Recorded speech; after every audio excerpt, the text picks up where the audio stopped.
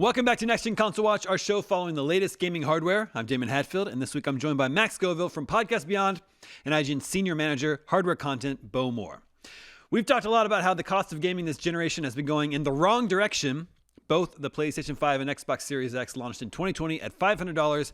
Not quite 6 years later, a PS5 with a disk drive costs $650, and a PS5 Pro costs $900. An Xbox Series X with a disk drive is $800, and a Series S with just 512 gigs of storage is $500. Nintendo Switch 2 launched last year at $450. It will go up to $500 next month. The recently launched Steam Machine costs $1,000 without a controller and just 512 gigs of RAM. The 2TB model with a controller costs over $1,400. Now, Bo penned an op-ed about all this, in which he correctly notes that this is an absolutely terrible time to be in the market for a new gaming console or PC. But worse than that, he doesn't think there is any way back to the $500 console, at least for anyone but Nintendo. Bo, could you explain why you don't think there is hope for a return to console affordability? Yeah. So first we have to talk a little bit about how we got here, which is, it all started with the COVID-19 pandemic. Supply chains were messed up all over the place. And basically when we launched the consoles in 2020, they, you know, there were shortages. It was really hard to get one. It took almost 2 years or more before you could just buy a PS5 off the shelf. You had to go and find resellers or find stock alerts to be able to buy one. So this meant that, 2 years in, we were still paying full price, if not scalper price for a new console. That, started to ease up about 2 to 3 years in, but then came tariffs, and tariffs drove up the prices of everything. This was what caused Nintendo to launch at $450 instead of $400.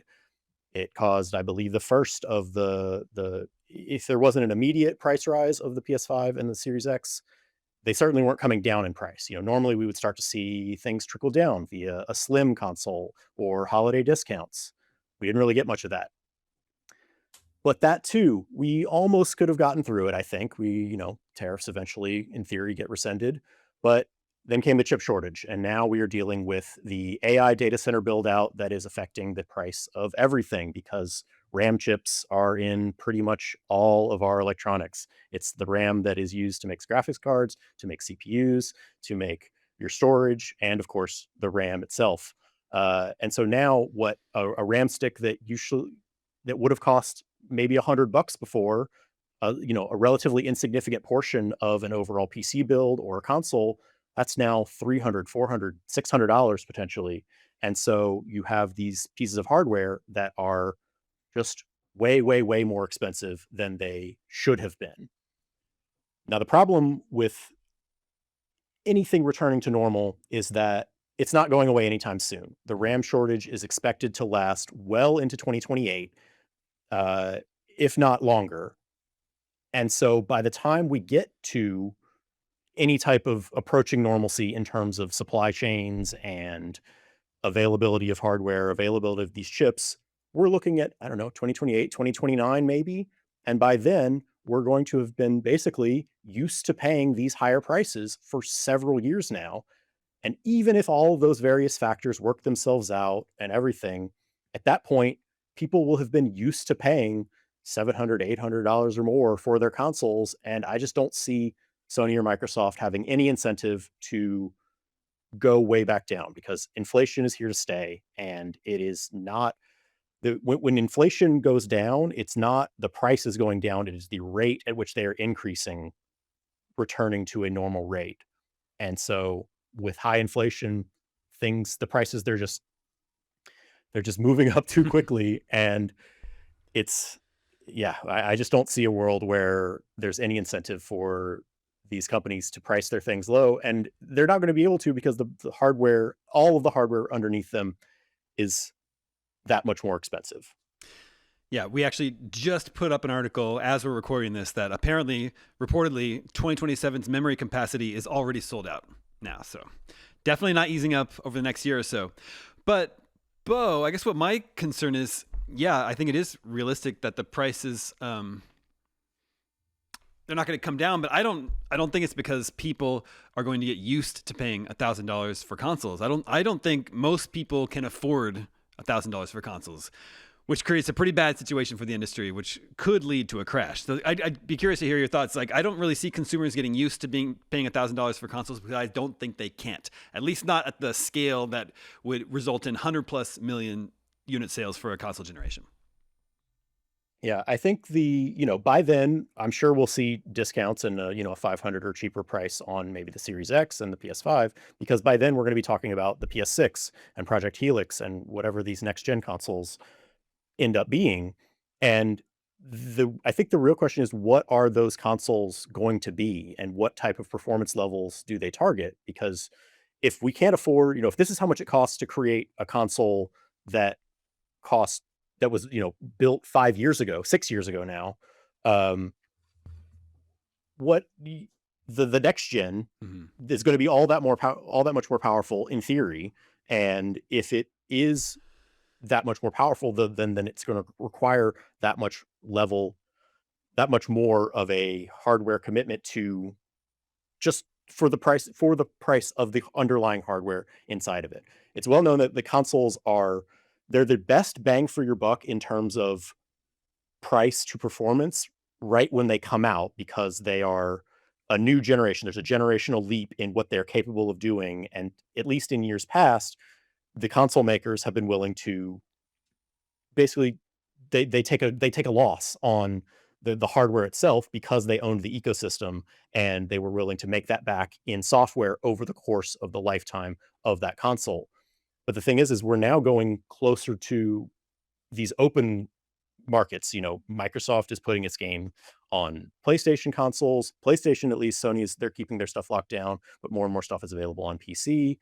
Nintendo, again, it's kind of doing its own thing. And so that's what I wonder is, I agree that people can't just, there's not going to be a market for $1,000 consoles. Yeah.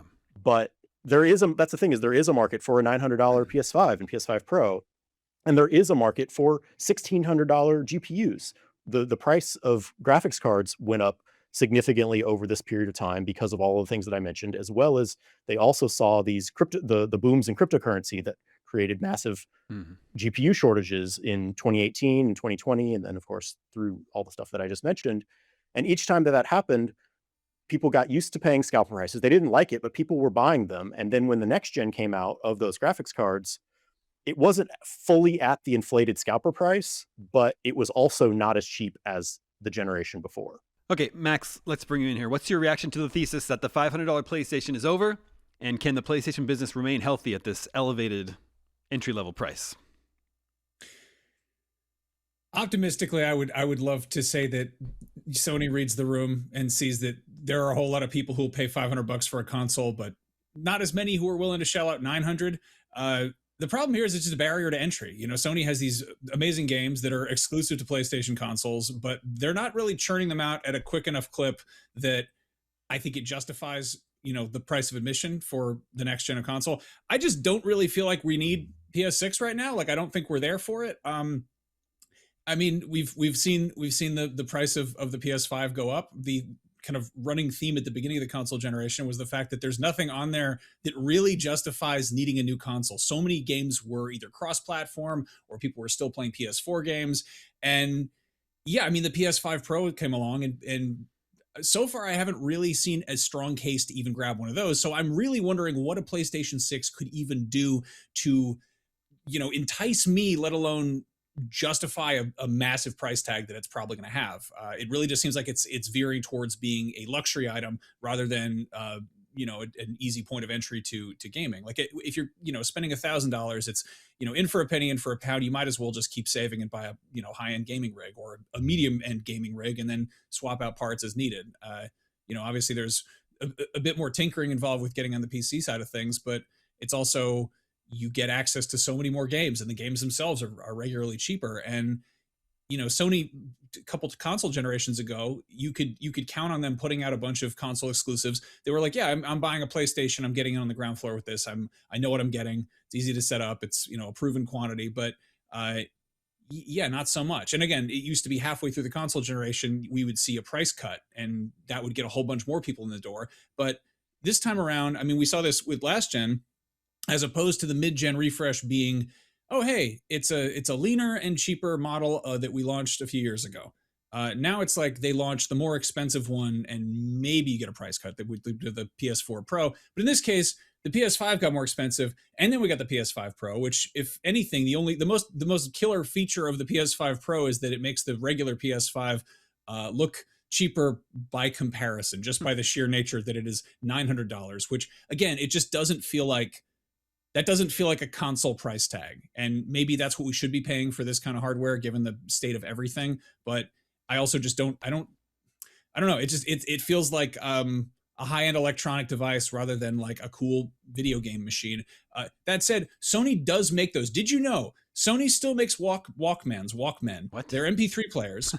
They make one that has an MSRP of $3,700. It is a $3,700 gold-plated Walkman. It's on sale now for $2,600. It comes with a 3-month complimentary Audible premium subscription. Who is that for?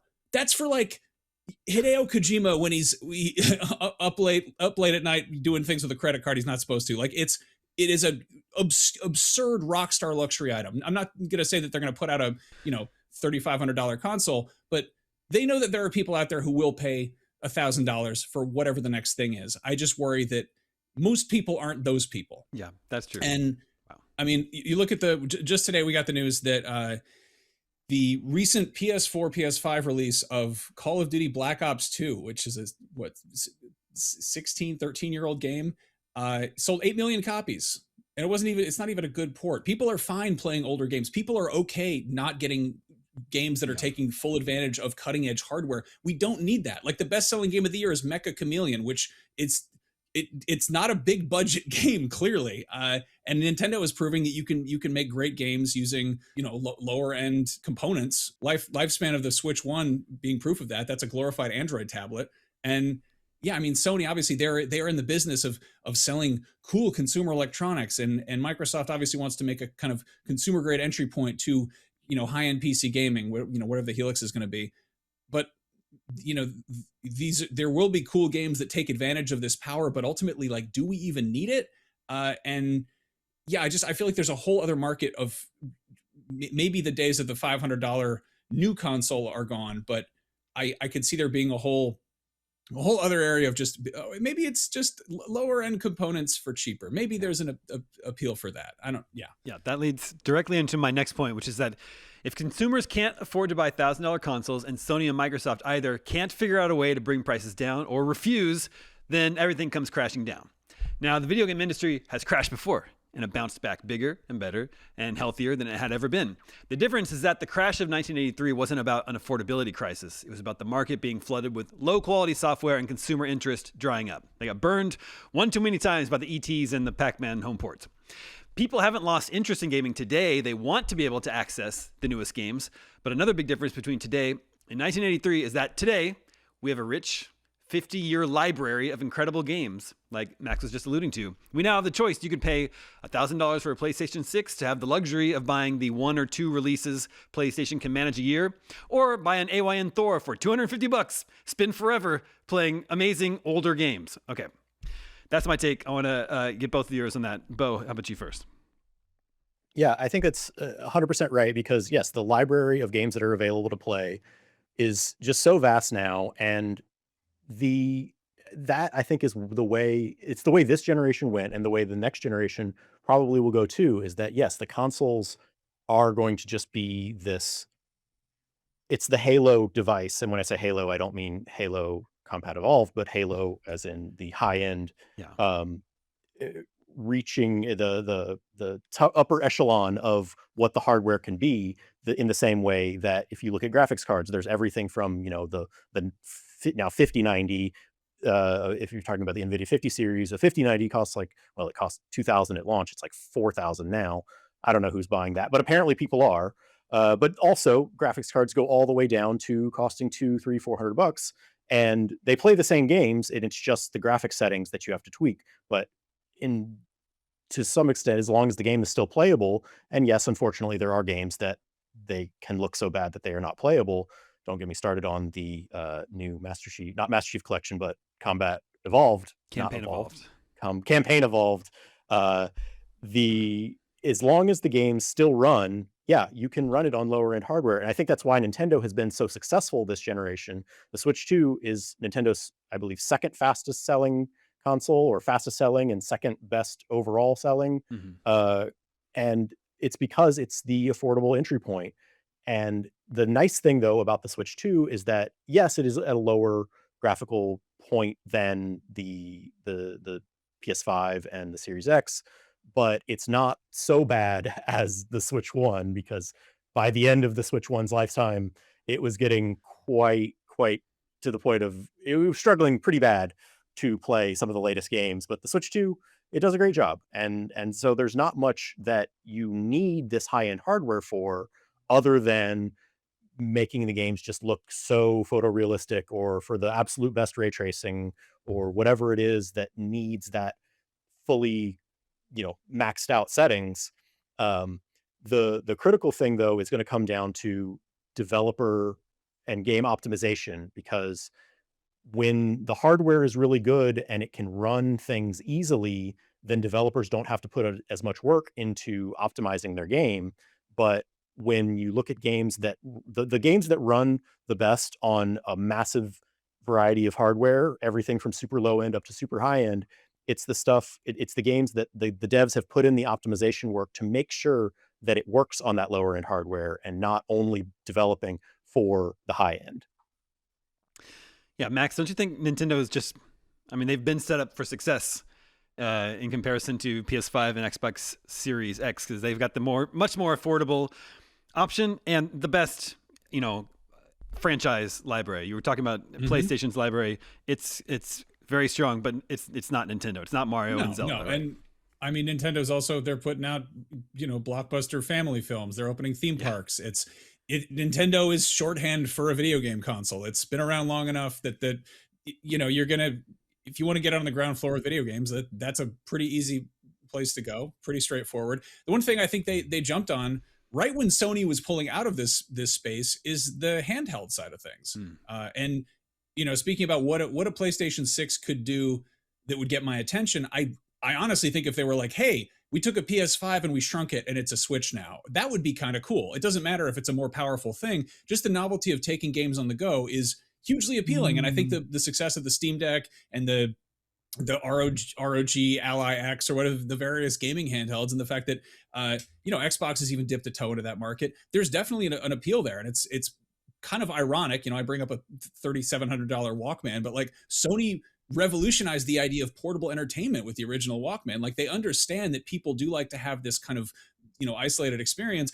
The thing that Nintendo is kind of brilliant about is that they realize that when you're playing stuff on a screen that's yay big, it doesn't really need to be like 4K HDR 120 frames a second. It's nice when it runs smoothly, but when it comes down to it, that's not what makes a video game fun. Like Tears of the Kingdom was maybe the best game ever made, and it's a Switch 1 game. It's wild. And the fact that the Switch 2 is as successful as it is, and it has enough horsepower that games can get ported to it and run just fine, I think we're going to see a lot of third parties kind of hovering around Switch 2 compatible games. Like you can make something like Resident Evil Requiem, which is a gorgeous next gen cutting edge game, but it still runs fine on a Switch 2. So scoping projects accordingly is, I think a key thing. And the fact that Nintendo is holding down that side of the industry is nice and reassuring. It would just be kind of cool if, I don't know, Sony and Microsoft took notes and, I don't know, followed suit, however makes sense. Well, viewers, listeners, in spite of all this doom and gloom, we are on the cusp of one of the most exciting months of the year for new game releases. September is absolutely stuffed with new games: Wolverine, Fire Emblem, Control Resonant, and more. So we want to know, what's your most anticipated game coming in September?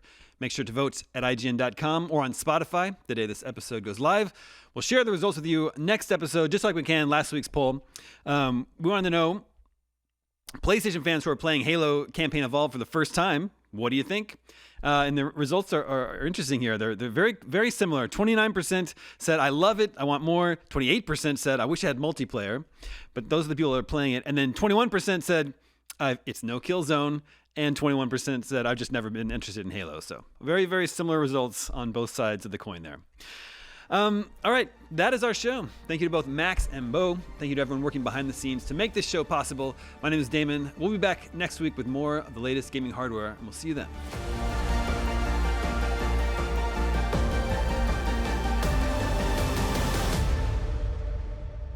This episode of Next Gen Console Watch was produced by Damon Hadfield, Jobert Atienza, and Sam Claiborne. Damon is also the host, and Max Scoville and Ryan McCaffrey serve as regular panelists. Technical direction is by Jobert Atienza, with technical production by Marian Franzen and Amir Rakib. Audio engineering is handled by Amir Rakib. Post-production editing is by Jobert Atienza, and graphic design is by Justin Vachon. Next Gen Console Watch is an IGN production and part of the Geek Media Network.